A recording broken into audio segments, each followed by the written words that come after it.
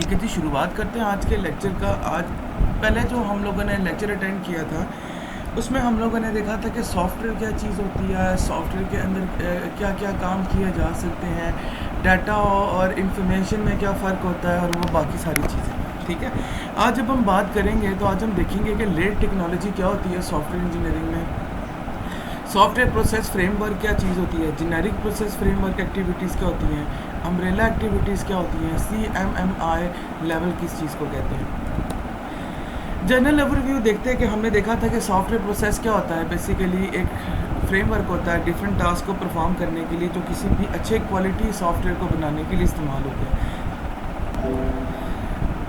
अच्छा जी, कौन सॉफ्टवेयर इस्तेमाल करते हैं? कोई मैनेजर हो सकता है, कोई सॉफ्टवेयर इंजीनियर खुद हो सकते हैं, या कोई कस्टमर हो सकते हैं। क्यों इस्तेमाल करते हैं? क्योंकि हमने किसी भी एक्टिविटी को जो किसी भी ऑर्गेनाइजेशन के लिए होती है उसको कंट्रोल करना होता है या उसको नया बनाना होता है। ठीक है, उसके बाद है जी कौन कौन से स्टेप्स आते हैं हमारे सॉफ्टवेयर के अंदर जो क्या करते हैं कि जी एक्टिविटीज़ होती हैं इसके अंदर मुख्तलिफ, जिसको कंप्लीट करने के बाद हम लोग क्या करते हैं, हम कहते हैं कि कोई सॉफ्टवेयर का प्रोसेस जो है वो मुकम्मल होता है। और ये डिटेल वेरी इसलिए होता है क्योंकि हर प्रोसेस जो है या हर जो सीरीज़ होती है वो दूसरी सीरीज़ से डिफरेंट होती है।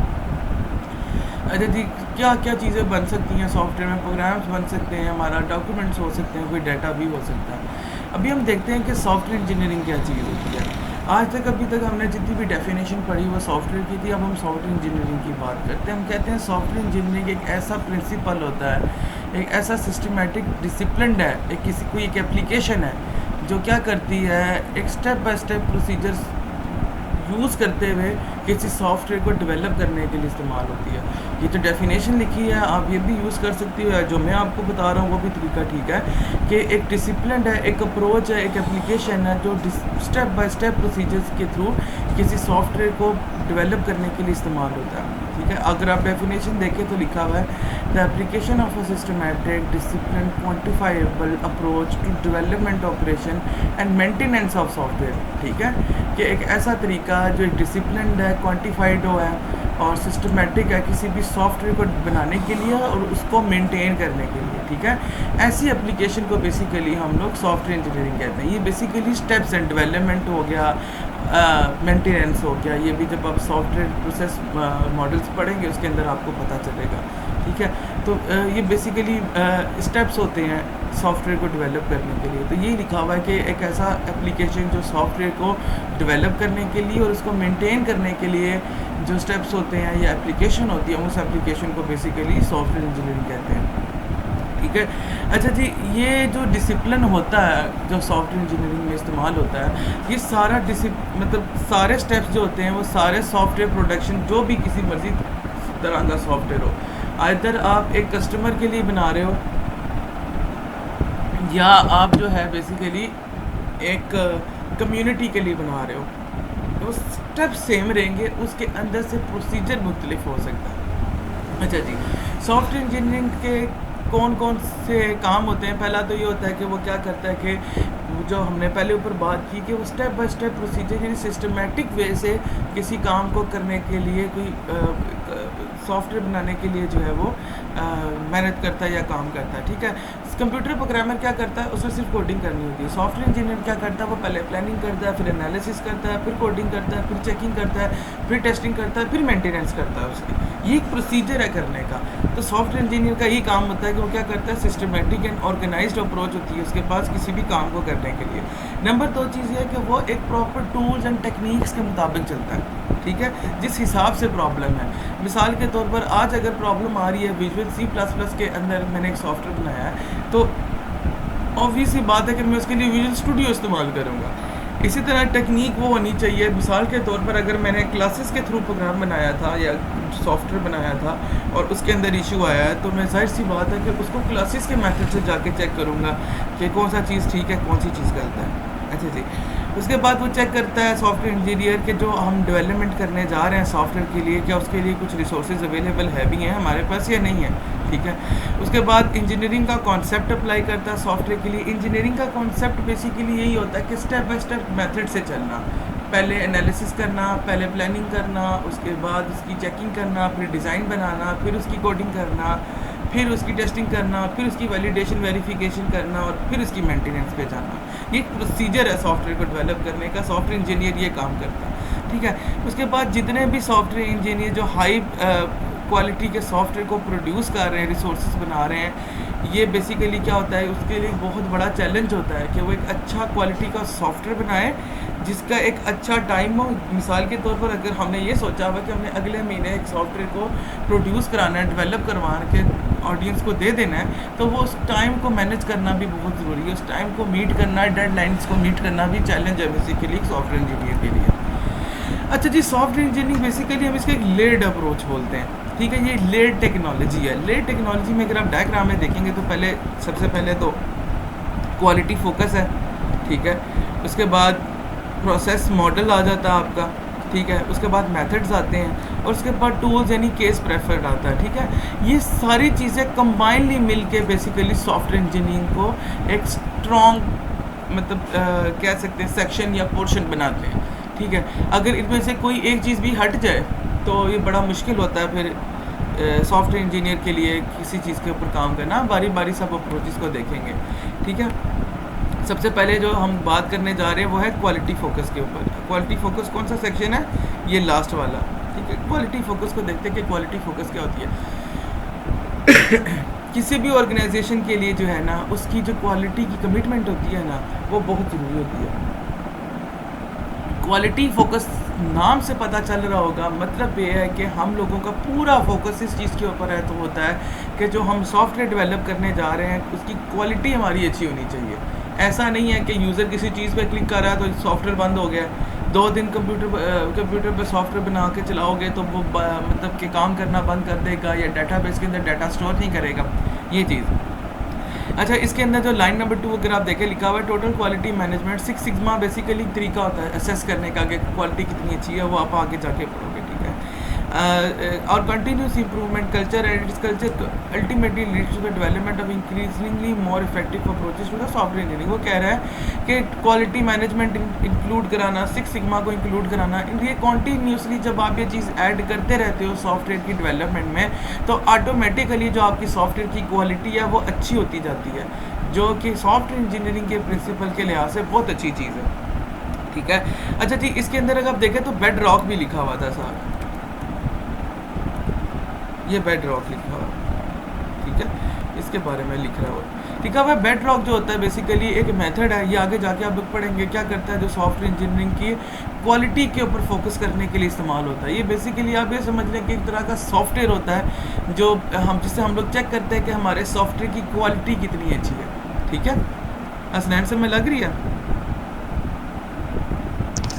यस सर, अच्छा जी, क्लियर है।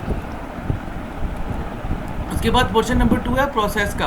हम प्रोसेस के ऊपर बात करते हैं, ठीक है। प्रोसेस ऑब्वियसली बात है कि सॉफ्टवेयर में अगर आपका ध्यान प्रोसेसेस के ऊपर नहीं होगा तो सॉफ्टवेयर यूजलेस है। यही चीज़ बात की गई, ये फाउंडेशन लेयर होती है सॉफ्टवेयर इंजीनियरिंग की, ठीक है। अच्छा जी, ये क्या करती है बेसिकली, ये एक फ्रेमवर्क बनाती है, एक सांचा बनाती है जो क्या करती है कि चेक करती है कि सॉफ्टवेयर को किस इफ़ेक्टिव तरीके से हम मैनेज कर सकते हैं और कितने ही अच्छे तरीके से जो सॉफ्टवेयर की क्वालिटी ऊपर हम लोगों ने बनाई, क्वालिटी फोकस में हमने क्वालिटी बना ली, कितने अच्छे तरीके से हम उसको मैनेज कर सकते हैं और कितनी अच्छे तरीके से जो हमने क्वालिटी बेस्ड सॉफ्टवेयर बनाया था उसको हम लोग डिलीवर करवा सकते हैं, लेकिन किस तरह इफ़ेक्टिव मैनर से, ठीक है। किसी चीज़ की डिलीवरी कराना और किसी चीज़ को मैनेज करना भी एक बहुत बड़ा आर्ट होता है सॉफ्टवेयर इंजीनियरिंग में, ठीक है। तो ये उस चीज़ के बारे में, और इस पूरे प्रोसीजर को बेसिकली हम लोग फ्रेमवर्क में डालते हैं जिसको हम लोग की प्रोसेस एरिया कहते हैं। की प्रोसेस एरिया में क्या होता है कि हम हर प्रोसेस को इफ़ेक्टिवली चेक करते हैं कि अच्छा इसकी क्वालिटी तो मैनेज होगी, लेकिन क्या अब ये मैनेज करना इसको और इसको डिलीवर करना कॉस्ट इफेक्टिव है या नहीं है। कॉस्ट इफेक्टिव में क्या होगा कि हमारे फाइनेंशियल कंडीशंस ऐसी ख़राब ना हो जाएं कि मैंने कस्टमर से लिया था 10,000 रुपया और आगे जब हम काम करने पे आए तो पता चला कि जी 20-30 हज़ार रुपया लग रहा है हमारे सॉफ्टवेयर को। तो कॉस्ट इफेक्टिव भी होना चाहिए, ऐसा कि वो हमारे लिए भी बेनिफिशियल हो, ठीक है। तो जो फ्रेमवर्क हमने लफ्ज़ यूज़ किया है, ये फ्रेमवर्क बेसिकली वो आर्ट प्रोवाइड करता है, सेक्शंस प्रोवाइड करता है जिसके अंदर हम चेक कर सकते हैं कि जो हमारा सॉफ्टवेयर है उसको मैनेज करना और डिलीवर करना क्वालिटी बेस्ड कॉस्ट इफेक्टिव है या नहीं है और डिलीवर करना अच्छा है या नहीं है, दोनों चीज़ें।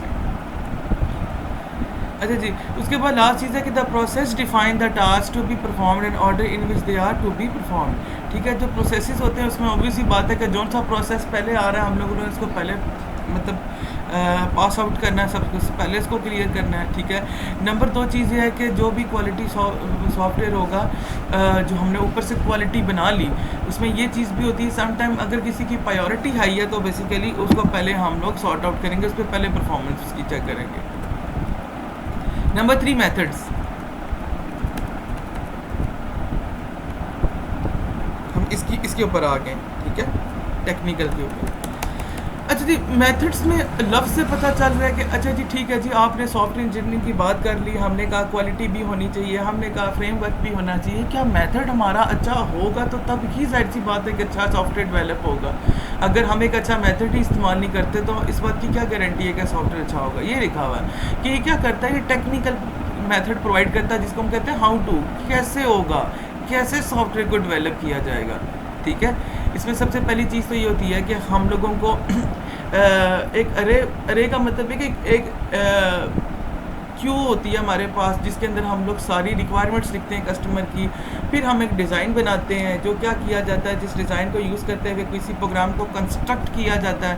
ठीक है, उस कंस्ट्रक्शन की बेसिस के ऊपर फिर टेस्टिंग होती है और उसके बाद हम लोग क्या करते हैं, कस्टमर को सपोर्ट प्रोवाइड करते हैं जो सॉफ्टवेयर बनाया है। ठीक है, तो इन मेथड्स में हुआ कि हम लोगों ने अच्छे मेथड्स को इस्तेमाल करना है ताकि जो सॉफ्टवेयर बनाने जा रहे हैं उसकी इफ़ेक्टिवनेस होनी चाहिए, वो अच्छा तरीका होना चाहिए जिसके थ्रू हम क्या करें, सॉफ्टवेयर को डिलीवर करें।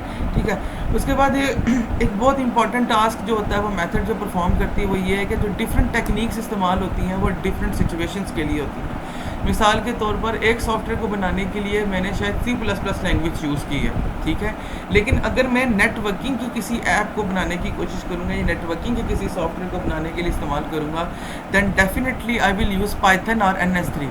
मैं C++ इस्तेमाल नहीं करूँगा। क्यों? क्योंकि मुझे पता है कि नेटवर्किंग के लिए ये वाली 2 लैंग्वेजेस बहुत अच्छी हैं। तो हम लोगों ने भी यही चीज़ करनी होती है, हम लोगों ने इस चीज़ का ध्यान रखना है कि जो भी टेक्निक होगी उसको उस सिचुएशन के हिसाब से यूज़ करते हुए हमने इस्तेमाल करना है। तो मेथड जो होगा वो हर सिचुएशन के लिए मुख्तलिफ होगा। लास्ट इसके अंदर चीज़ आती है टूल्स। ये देखिए हम लोग अब लास्ट वाले पे आ गए हैं, केस प्रेफर्ड के ऊपर। ठीक है,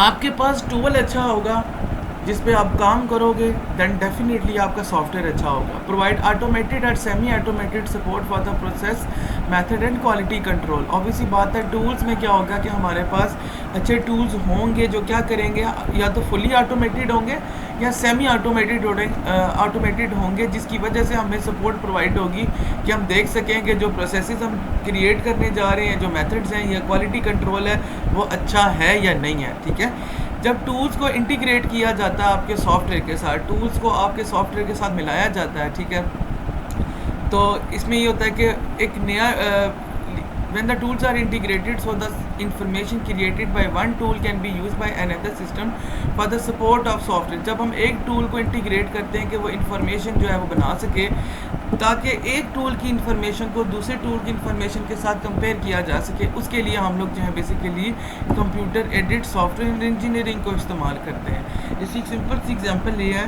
कि आप सब लोगों ने इंटरनेट डाउनलोड मैनेजर यूज़ किया हुआ, ठीक है, IDM 1.0 को जब हम उसके ऊपर टूल अप्लाई करते हैं तो उसके बाद हम क्या करते हैं, वही टूल जो होता है, वही टूल का जो मेथड होता है, हम किसी दूसरे सिस्टम में जाकर IDM के ऊपर अप्लाई करके चेक करते हैं, ताकि हमें पता चल सके कि जो सॉफ्टवेयर बना है या IDM बना है उसकी क्वालिटी कैसी है, ठीक है, उसका मेथड कौन सा यूज़ किया और मेथड अच्छा था या नहीं था।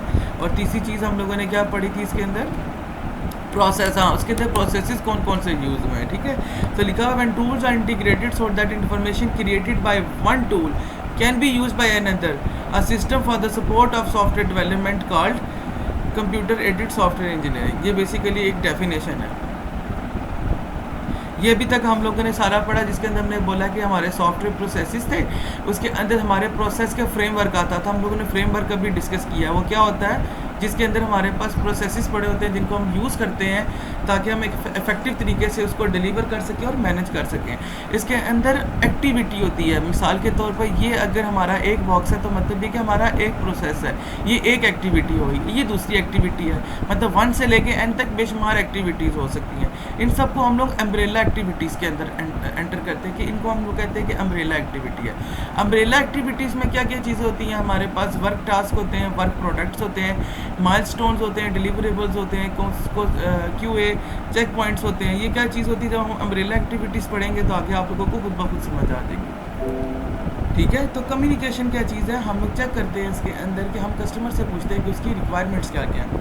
प्लानिंग, ऑब्वियसली बात है कि आपको ये तो पता चल गया कि आपने क्या क्या बनाना है, अब उसको प्लान भी तो करोगे। लिखा हुआ creates a map defines by the work describing by the task risk and resources work products and work schedule. Planning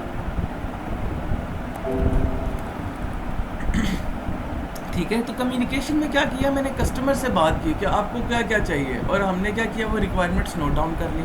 planning में देखा कि मुझे टास्क कौन कौन से करने हैं, उसमें मुझे क्या क्या रिस्क देखने पड़ेंगे, क्या मेरे पास रिसोर्सेज मौजूद हैं या नहीं मौजूद, जो प्रोडक्ट्स बनेगा उसका क्या होगा, और उसके बाद जो हम काम करेंगे उसका शेड्यूल क्या होगा, ये प्लानिंग होती है। उसके बाद मॉडलिंग, हमने प्लानिंग कर ली तो ऑब्वियसली बात है अब टाइम आ गया, हम उसकी कोडिंग करेंगे, उसको नहीं उसका थोड़ी डिज़ाइन बनाएंगे।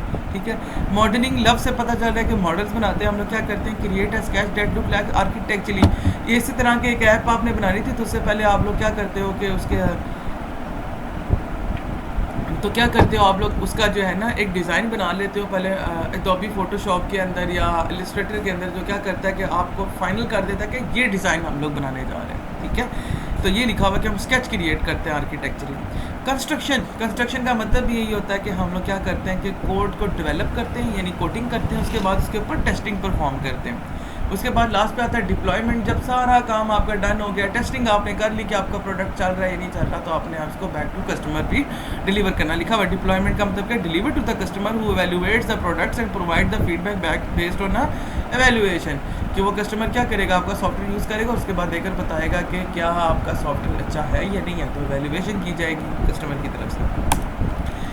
अम्ब्रेला एक्टिविटीज़ हम लोग पहले भी बात कर चुके हैं। अम्ब्रेला एक्टिविटीज़ क्या होती हैं, अम्ब्रेला एक्टिविटीज़ बेसिकली ये जो 5 चीज़ें हम लोगों ने पहले हमने पढ़ी हैं उसके ऊपर बेसिस होती है। अभी हमने प्रोसेस एक्टिविटी की बात की थी, उसके बाद हम लोगों ने देखा कि तो अगर हम सिंपल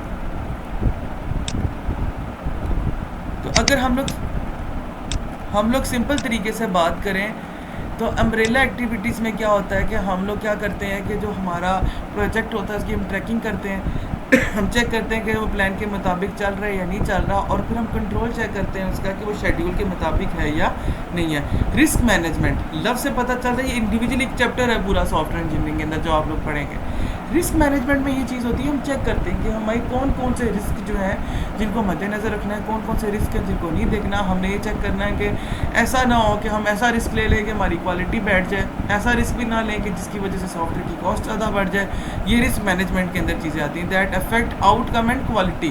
ठीक है, सॉफ्टवेयर क्वालिटी एश्योरेंस लव से पता चल रहा है, क्वालिटी एश्योरेंस का मतलब होता है कि क्वालिटी को एश्योर करना।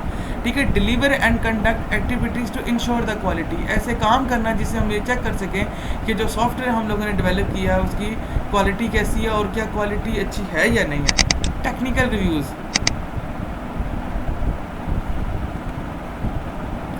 टेक्निकल रिव्यूज़ में ये चीज़ होती है कि हम चेक करते हैं कि जो हम लोगों ने सॉफ्टवेयर डेवलप किया है वो टेक्निकली तौर पे ठीक है या नहीं है।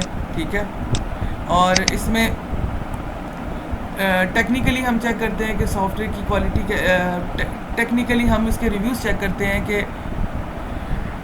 जो सॉफ्टवेयर हम लोगों ने बनाया है क्या वो एरर फ्री है या नहीं है।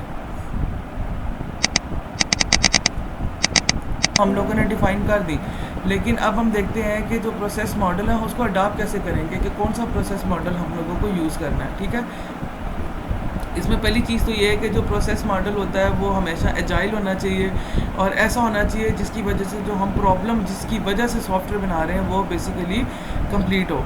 दूसरी चीज़ इसके अंदर ये होती है कि प्रोसेस जो है वो ऐसे अडॉप्ट करने चाहिए कि जो सिग्निफिकेंटली क्या हो, दूसरे प्रोजेक्ट के लिए भी इस्तेमाल किया जा सके। यानी एक प्रॉब्लम का सलूशन जो है वो इस तरीके से निकालना है कि वो सिग्निफिकेंटली दूसरी प्रॉब्लम्स के सलूशंस के लिए भी इस्तेमाल किया जा सके। अच्छा, इसमें क्या चीज़ होती है कि डिफरेंसेस किस जगह आ जाते हैं कि हमें कौन सा प्रोसेस मॉडल यूज़ करना है। पहला ये है कि हमारे पास एक्टिविटीज़ कौन सी होंगी, एक्शंस कौन से होंगे, टास्क कौन से होंगे जो एक दूसरे के साथ इंडिपेंडेंटली वर्क कर रहे हो। ठीक है, शायद जो टास्क मैंने इसमें करने हैं वो टास्क मुझे दूसरे में ना करने हो। ठीक है, तो इसीलिए हम लोग जो मॉडल चूज़ करेंगे, प्रोसेस मॉडल अभी हम आगे पढ़ेंगे इंशाल्लाह नेक्स्ट वीक में, तो हम ये देखेंगे कि हम लोगों को कौन कौन से एक्शंस परफॉर्म करने हैं, उसके मुताबिक प्रोसेस मॉडल चूज़ करेंगे। नंबर 2 चीज़ क्या है कि हमें कौन कौन से एक्शंस परफॉर्म करने हैं और फ्रेमवर्क एक्टिविटी क्या होगी हर प्रोसेस की। ठीक है, तो इसकी बेसिस के ऊपर भी डिफरेंस आता है जिसके ऊपर हम डिसाइड करते हैं कि हमें प्रोसेस मॉडल कौन सा चूज़ करना है। उसके बाद ये है कि हमारे पास मतलब जो हम लोग बनाने जा रहे हैं, जो प्रोडक्ट हम बनाने जा रहे हैं वो आइडेंटिफाइड है और उसकी रिक्वायरमेंट क्या क्या होंगी। ठीक है, कि वो क्या वाकई में बन सकता है और उसकी रिक्वायरमेंट्स क्या क्या होती हैं, ये इसके अंदर मैटर करती है। लास्ट एंड फाइनल चीज़ है कि वही बात है, क्वालिटी को चेक किया जाता है, क्वालिटी की बेसिस के ऊपर भी डिसाइड किया जाता है कि प्रोसेस मॉडल हम लोग कौन सा चूज़ करेंगे। अच्छा, इसके अंदर 2 प्रोसेस मॉडल जर्नल आते हैं, उसके बाद हम लोग फिर इनको डिवाइड करते हैं। प्रोसेस मॉडल्स जो होते हैं वो एक होता है एजाइल होता है और दूसरा प्रिस्क्रिप्टिव होता है। प्रिस्क्रिप्टिव में ये चीज़ होती है कि हमारा ज़्यादा जो होता है वो ध्यान इस चीज़ के ऊपर होता है कि डेफिनेशन क्या, मतलब कि काम किस तरह का है, उसकी आइडेंटिफिकेशन करना और उसके लिए कौन कौन सी एक्टिविटीज़ और टास्क की ज़रूरत पड़ेगी, हम उस चीज़ को देखेंगे। एजाइल प्रोसेस मॉडल्स में क्या क्या चीज़ होती है, हम लोग पहले पूरे प्रिंसिपल्स को डिस्कस करते हैं जो सॉफ्टवेयर प्रोसेस के लिए मैटर करते हैं। ठीक है, शुरू से लेके एंड तक, मतलब पहले क्या करना है, उसके बाद क्या करना है, फिर क्या करना है, ये सारी एजाइलेबिलिटी में आता है कि हम लोग क्या करते हैं, पहले पूरा नोट डाउन करते हैं, पूरा प्लान बनाते हैं। जनरली इस तरह के जो काम होते हैं हमारी वेब एप्लीकेशंस के लिए इस्तेमाल होते हैं। क्यों? क्योंकि वेब एप्लीकेशंस होती हैं, एक तो वो ज़्यादा यूज़ होती हैं और नंबर 2 चीज़ है कि हमारे सिस्टम में नहीं बल्कि वो बाहर कहीं पड़ी होती हैं, तो ऑब्वियसली बात है कि उसकी जो चेकिंग होती है वो ज़्यादा मैटर करती है। और एक चीज़ बहुत इंपॉर्टेंट है कि जब आगे प्रोसेस मॉडल पढ़ेंगे तो पहले आप प्रिस्क्रिप्टिव प्रोसेस मॉडल्स पढ़ेंगे और फिर एजाइल पढ़ेंगे। ठीक है, दोनों में फ़र्क ये है, एक का ज़्यादा फोकस होता है डेफिनेशंस की तरफ, आइडेंटिफिकेशंस के ऊपर और प्रोसेस एक्टिविटीज़ के ऊपर। ठीक है, sorry, application of process activates and task, मतलब जो टास्क हम लोग बनाने जा रहे हैं उसके ऊपर होता है। एजाइल में क्या होता है, emphasise the project agility and follows the set of principles that leads to the more informal approach to the software process. It is particularly use for the web application. मतलब इसमें ये होता है कि शुरू से लेकर एंड तक हम हर चीज़ को मैटर देखते हैं और अगर बीच में हमें ऐसा लगे कि जो अप्रोच हम यूज़ कर रहे हैं वो गलत है तो हम उसको चेंज कर सकते हैं उसी वक्त। जबकि प्रिस्क्रिप्टिव में ऐसा नहीं होता, अगर मैंने एक मॉडल चूज़ कर लिया है तो इसका मतलब मुझे अब उसी के साथ चलना है और एंड में जाके असेस करना है कि आइदर जो मैंने मॉडल यूज़ किया वो सही है या गलत है। लास्ट इसके अंदर हम चीज़ देखते हैं कि सॉफ्टवेयर इंजीनियरिंग की प्रैक्टिसेस क्या क्या होती हैं। ठीक है, इसमें अभी हम लोग पहले पढ़ चुके हैं लेकिन हम दोबारा देख लेते हैं कि सॉफ्टवेयर इंजीनियरिंग जो है वो प्रोसेस के एक्टिविटीज़ के अंदर कैसे फिट होता है। हम चेक करते हैं कि प्रॉब्लम क्या है, फिर हम देखते हैं प्रॉब्लम का सोल्यूशन क्या है, फिर हम लोग क्या करते हैं उसकी कोडिंग करते हैं, हम उसकी प्लान को कैरी आउट करते हैं और लास्ट में हम क्या करते हैं, एग्जामिन करते हैं रिज़ल्ट को कि जो हम लोगों ने बनाया क्या वो वाकई में वही चीज़ है जो कस्टमर को चाहिए थी या कुछ और चीज़ है। लास्ट एक चीज़ है हमारी CMMI। CMMI बेसिकली क्या है, कैपेबिलिटी मैच्योरिटी मॉडल इंटीग्रेशन। ठीक है, software engineering institute SCI has developed the process meta models measures the organisation different level of process capability and maturity. Check करने के लिए कि प्रोसेस की कैपेबिलिटी क्या है और मैच्योरिटी क्या है, सॉफ्टवेयर इंजीनियरिंग इंस्टीट्यूट जो है या सॉफ्टवेयर इंजीनियरिंग इंस्टीट्यूट ने क्या किया है, एक मॉडल बनाया हम लोगों के लिए, डेवलप किया हुआ है प्रोसेस मेटा मॉडल को, जो ये चेक करता है कि हमारे सॉफ्टवेयर की या प्रोसेस की कैपेबिलिटी क्या है और मैच्योरिटी क्या है डिफरेंट लेवल के ऊपर। ठीक है, इसके अंदर जो है ना हमारे पास क्या चीज़ होती है, हम सबसे पहले हम अपने गोल्स डिफाइन करते हैं। ठीक है, कि हम लोगों के गोल्स क्या क्या हैं और उसके बाद हम क्या करते हैं कि प्रैक्टिसेस देखते हैं, जो क्या करता है, चेक करता है कि जो हमने गोल्स डिफाइन किए हैं उनको प्रोसेसेस के अंदर चेंज किया जा सकता है या नहीं किया जा सकता। कैलकुलेटर की बारी में मेरे पास 4 गोल्स थे, एडिशन, सब्ट्रैक्शन, मल्टीप्लिकेशन, डिवीजन। तो ये मेरा गोल था और प्रैक्टिसेस क्या थे कि जो मैंने बनाए क्या मैं इनको अब फ्रेमवर्क एक्टिविटी या प्रोसेस रिलेटेड एक्टिविटीज़ में कन्वर्ट कर सकता हूँ या नहीं कर सकता। अच्छा जी, लेवल 1 में क्या होता है, हमारे पास कोई भी जो है ना, ज़ीरो में हमारे पास कोई भी एक्टिविटी नहीं होती। हम सिर्फ ये जर्नल चेक करते हैं कि हमारा जो प्रोसेसेस है वो ठीक है या नहीं है। लेवल 1 में क्या होता है, हम अपने गोल सेट करते हैं। लेवल 2 में क्या होता है, सबसे पहले हम चेक करते हैं कि लेवल 1 का क्राइटेरिया मीट हो गया या नहीं हो गया, जो था गोल्स होने चाहिए। गोल्स हमारे पास आ गए, फिर हम क्या करते हैं कि हम लोग लेवल 1 के अंदर और क्या एडिशन करते हैं, हम लोग चेक करते हैं कि जो people doing work have access to the aquatic resources and to. अच्छा, उसके बाद लेवल 3 में क्या होता है, लेवल 3 में हम फिर लेवल 2 का देखते हैं कि लेवल 2 सारा कंप्लीट हुआ है या नहीं हुआ। फिर लेवल 2 के अंदर हम लेवल 3 में क्या ऐड कर लेते हैं, हम चेक करते हैं कि जो हमारी मैनेजमेंट है और इंजीनियरिंग प्रोसेसेस है वो डॉक्यूमेंटेड है। यानी जब हमने सारा काम कर लिया, अपने मैनेजमेंट कर लिया, अपनी इंजीनियरिंग भी इस पर अप्लाई कर दी, सारे प्रोसेसेस कंप्लीट कर लिए, तो क्या हम लोगों ने इसकी डॉक्यूमेंट्स बनाई है। नंबर 2 ये है कि हम देखते हैं कि जो standardize integrated organisation wide software processes जो होते हैं, इसमें ये चीज़ होती है कि एक बहुत बड़ी ऑर्गेनाइजेशन है, तो ऑब्वियसली बात है कि उसके लिए अगर हम सॉफ्टवेयर बना रहे हैं तो शायद एक बंदे के लिए हम थोड़ा मुख्तलिफ बनाएंगे, दूसरे बंदे के लिए वो उसकी मर्ज़ी के मुताबिक होगा या उसके राइट्स के मुताबिक होगा। जैसा एक यूनिवर्सिटी का CMS है तो मेरे राइट्स अलग है, आपके राइट्स अलग होंगे, फरहान भाई के राइट्स अलग है, और जो कंट्रोल ऑफ एग्जामिनेशन उसके राइट्स अलग है।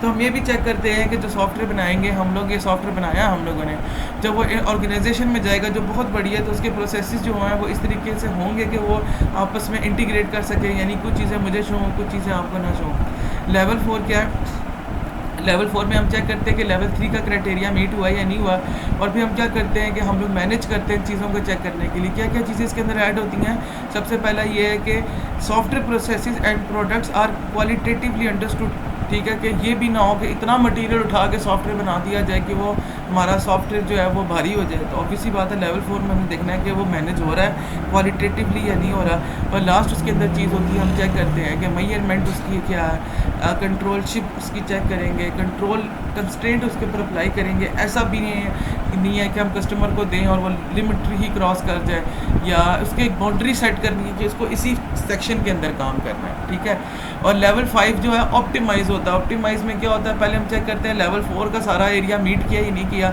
और हम उसके ऊपर हम ऑप्टिमाइजेशन अप्लाई करते हैं ताकि हमारा कम से कम स्पेस और कम से कम टाइम कम्प्लेक्सिटी यूज़ हो। ये चीज़ देखिए, continuous improvement is enabled by the qualitative feedback from the process and testing innovative ideas.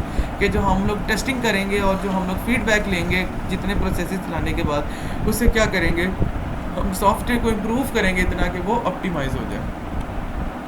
ये डायग्राम है जो मैडम ने दी हुई थी, अगर आप चाहो तो यहाँ से भी लेवल को पढ़ सकते हो, अगर लेकिन यहाँ से बहुत से लोगों को नहीं थी समझ लगी लास्ट क्लास में, यूनिवर्सिटी की क्लास में, तो फिर उसके लिए डिस्क्रिप्शन मैंने यहाँ पर इंडिविजुअली ऐड की हुई है। ठीक है, और ये बेसिकली लेवल कौन कौन से हैं, उनके ऊपर फोकस किस चीज़ का होता है, और वो आगे प्रोसेसेस क्या क्या परफॉर्म करते हैं, ये आपके सामने मेंशन है। ये सारी चीज़ें मैंने अभी लेक्चर में जो है ना डिस्कस की।